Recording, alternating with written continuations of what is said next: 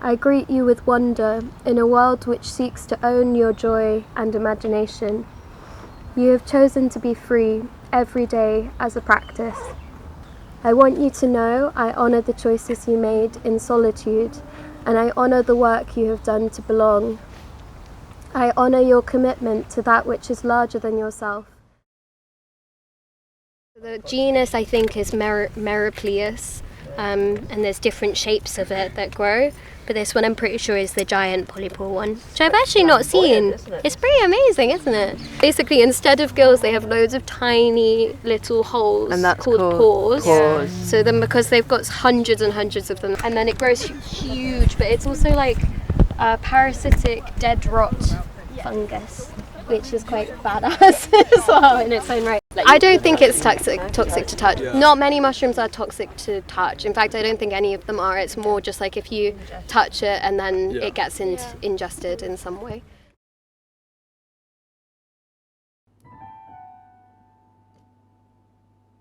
Does anyone know how we might use these medicinally? So they're really famous for being good for varicose veins and also for hemorrhoids, traditionally. And it's partly because they contain, one of the compounds they contain is called saponins. Saponin relates to soap, which is what makes the frothy soapiness. But that compound, when we ingest it or apply it externally, it can also kind of have an effect on blood vessels of tightening them up. And so conkers, the fruit of the horse chestnut tree, were traditionally used for this. These are quite a nice example of the ancient belief that's called the doctrine of signatures.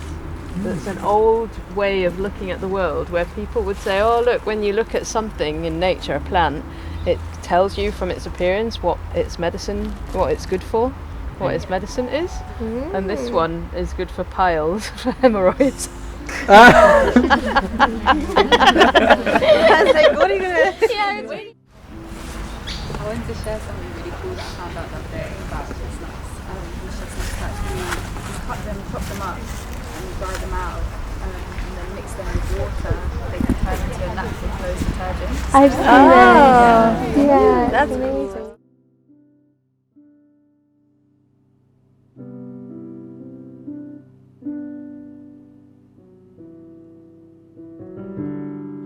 Plantain, for people that don't know. Just stung myself on an apple. And this is Rub the plantain seeds. juice on your So we really value it as a what we call an anti-inflammatory or a soothing remedy, both on the outside of the body and the inside.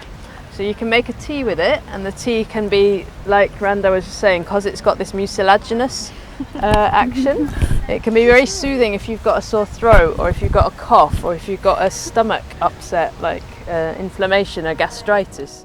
Basically, a couple of months ago, I had a thing on my hand that would never heal and would be like really pussy, like for like a whole month.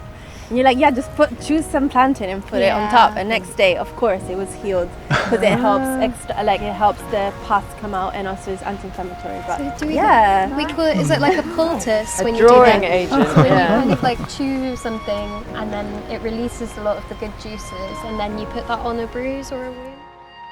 Zoopharmacognosy, I don't know if you've heard that word, which is practically animals medicating themselves. Zoopharmacognosy, recognizing plants, and it's one of the ways that human beings, I think, in the early days would have learned about herbal medicine, was observing what animals do. So I was reading a story by this herbalist, a Welsh herbalist, and he was talking about being a child and growing up in a farm, and he was watching one of the cows in the field.